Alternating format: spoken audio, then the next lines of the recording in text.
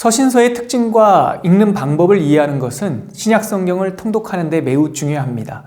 왜냐하면 신약성경 27권 가운데 21권이 서신서이기 때문이고 구속의 역사에서 십자가와 부활 사건 이후에 이 서신서들이 기록되었기에 예수 사건과 복음의 의미를 가장 명료하게 담고 있기 때문이죠. 서신서는 사적인 문서가 아닙니다.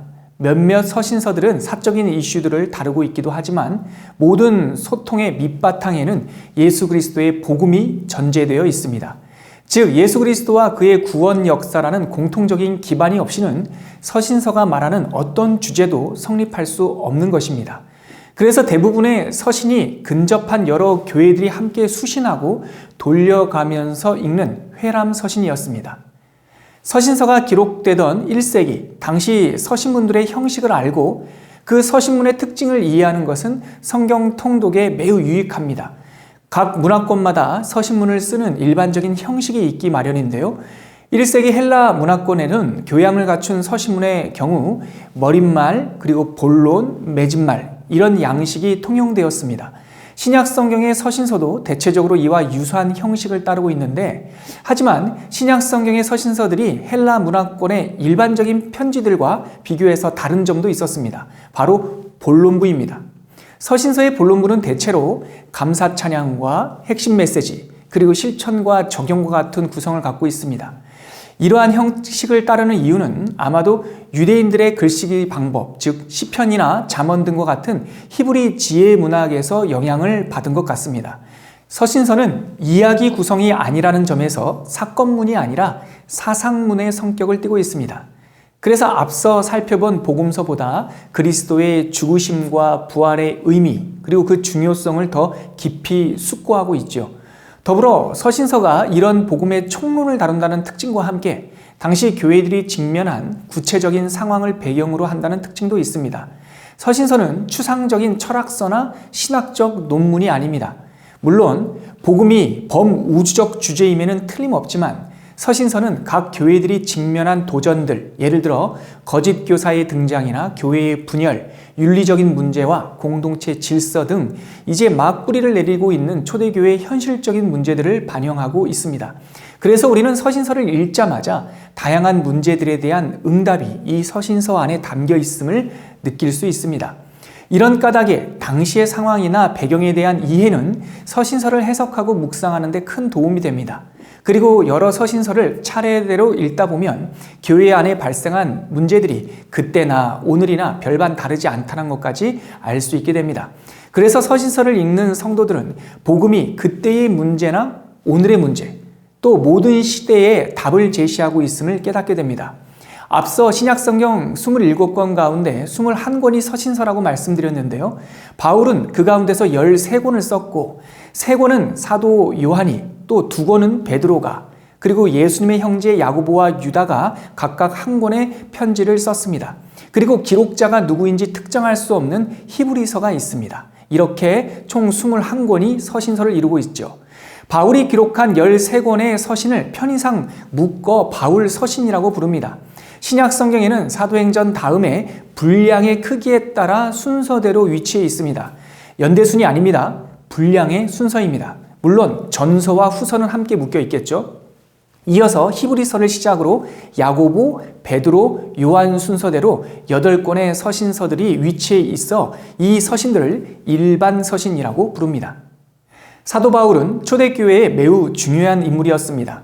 그의 드라마틱한 회심도 복음의 능력을 드러내는 일이었지만 그가 기록한 서신서들은 구원 사건과 예수의 복음을 매우 논리적으로 해석하는 데 큰 기여를 했습니다.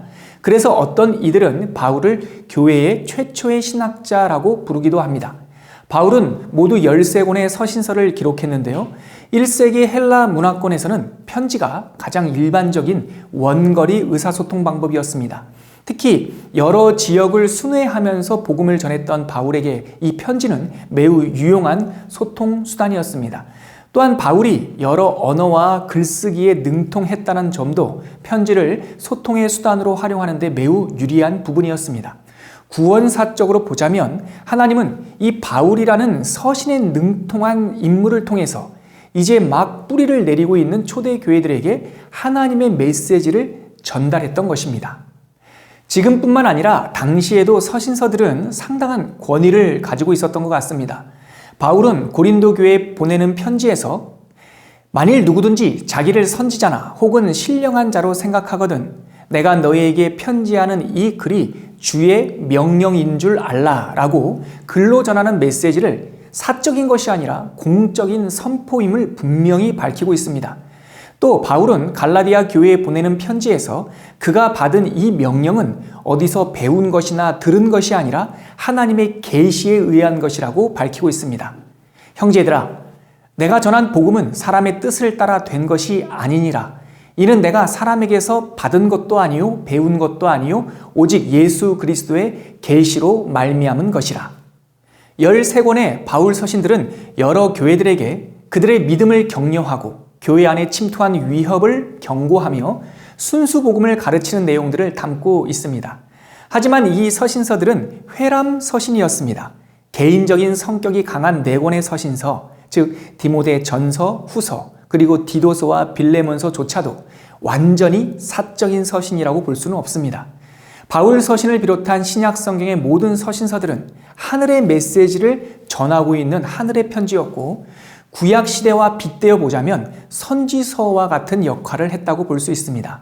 하나님은 여러 사도들의 글을 통해 당대뿐만 아니라 오늘까지 당신의 메시지를 전해주고 있습니다. 바로 서신서는 신약 성경의 선지서였습니다. 바울 서신은 그의 선교적 삶과 뗄래야 뗄 수 없습니다. 이 서신서들은 책상 위에서 쓴 강의안이 아니라 그의 선교적 삶의 현장에서 길어 올린 하나님의 현장 메시지였습니다. 사도행전이 이 복음이 전해지는 여정과 사건에 대한 기록이라면 서신서들은 그 여정 속에서 계시해 주신 하나님의 메시지들입니다. 우리는 이미 사도행전을 통해 여러 차례 선교 여정을 읽은 바 있는데 앞으로 읽을 여러 서신서들을 이 선교 여정과 연관해서 이해하신다면 서신서의 배경과 동기들을 좀 더 입체적으로 이해할 수 있을 겁니다. 물론 13편의 바울 서신이 모두 이 사도행전 연대기 속에 포함되는 것은 아닙니다. 디모데 전서나 디모데 후서, 디도서, 소위 목회 서신이라고 부르는 이 3권은 사도행전의 이야기가 끝난 후 제4차 전도 여행과 2번째 로마 투옥 기간에 기록된 서신들입니다. 모든 서신들의 연대 기록을 완벽하게 파악할 수는 없어요. 하지만 대체적으로 바울의 선교 여정과 서신서들을 종합해 보면 이런 그림으로 정리해 볼 수가 있습니다. 이렇게 13권의 바울 서신을 연대에 따라 구분해 볼 때 저는 각각의 공통점에 따라 교리서신, 그리고 옥중서신, 초기서신, 그리고 목회서신 이렇게 4가지 구분으로 설명해 드리고 싶습니다. 자세한 내용은 앞으로 서신서 강의를 통해 함께 살펴보도록 하겠습니다. 신약 성경에는 바울 서신 외에도 다양한 서신서들이 있습니다. 통일된 주제가 있는 것은 아니지만 바울 서신과 구별하여 이 8권의 서신서들을 일반 서신이라고 부르는데 혹자는 공동서신 또는 교회 서신이라고 부르기도 합니다. 바울이 기록한 13권의 서신서들은 수신자에 따라서 로마서, 갈라디아서, 즉 그 편지를 받는 교회의 이름이 성경의 이름이 되었습니다. 하지만 일반 서신들은 보낸 사람의 이름을 따라 베드로 전서, 야고보서, 유다서 등의 이름이 붙여졌습니다. 이 가운데 발신자를 특정할 수 없는 히브리서만 구약 성경을 잘 아는 유대인들이 수신자였다는 점을 고려해서 히브리서라고 이름하고 있습니다. 바울 서신과 마찬가지로 일반 서신도 헬라 문화권의 서신문 양식에 따라 기록되었는데 수신자가 특정되지 않은 회람 서신이라는 점 때문에 인사말에서도 특정한 인물이나 교회가 아니라 일반적인 회중을 향할 때가 많습니다. 예를 들어 야고보서는 흩어져 있는 유대 그리스도인들을 수신자로 하고 있고 베드로는 소아시아 전역의 그리스도인들을 수신자로 하고 있습니다. 이 서신서들은 일반적인 초대교회 성도들의 신앙을 더 굳건하게 하고 거짓 교사들이나 박해와 같은 외부적인 도전으로 어려움을 겪고 있는 지체들을 격려하는 데 초점을 두고 있습니다. 더불어 문체도 바울 서신처럼 논리적으로 아주 정교하다기보다 인사말 후에 본론으로 바로 향하고 그 기록자의 성품에 따라 아주 간략한 문체로 기록되어 있는 서신도 있습니다. 이런 것이 바로 일반 서신의 특징입니다. 기록 연대를 알면 당시 배경을 유추할 수 있기 때문에 내용을 이해하는 데 많은 도움이 됩니다. 하지만 바울 서신보다 일반 서신들은 그 기록 연대를 확정하는 것이 더 쉽지 않습니다. 하지만 서신서 내부의 증거나 교회사적 증거들을 종합해서 일반 서신들의 연대를 추정해 본다면 아마도 야고보서가 제일 먼저 기록된 서신으로 보여지고 그 후에 베드로 전서와 후서, 유다서, 그리고 히브리서와 요한 1, 2, 3서 순으로 추정할 수 있습니다. 야고보서는 약 40년에서 45년경 예루살렘에서 기록된 서신으로 보여지고 베드로 전서는 62년에서 64년경 로마 전도 활동 시대에 기록된 것으로 보여집니다. 베드로 후서는 베드로 전서 이후에 기록되었고 유다서는 60년대 후반에 장소를 확정할 수 없는 어떤 곳에서 기록된 것으로 보여지고 히브리서는 유다서가 기록된 후에 또 어떤 미상의 장소에서 이어서 요한 1, 2, 3서는 요한이 활동했던 에베소에서 그의 활동 마지막 부분 AD 85년에서 95년경 기록한 것으로 보여집니다.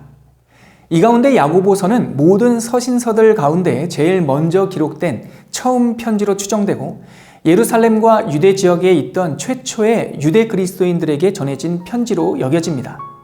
이렇게 지금까지 신약성경 서신서에 대한 개요를 마무리하고 다음 시간부터 바울 서신과 일반 서신을 성경의 순서에 따라 함께 살펴보도록 하겠습니다. 다음 시간 이 바울 서신을 통해서 찾아뵙도록 하겠습니다.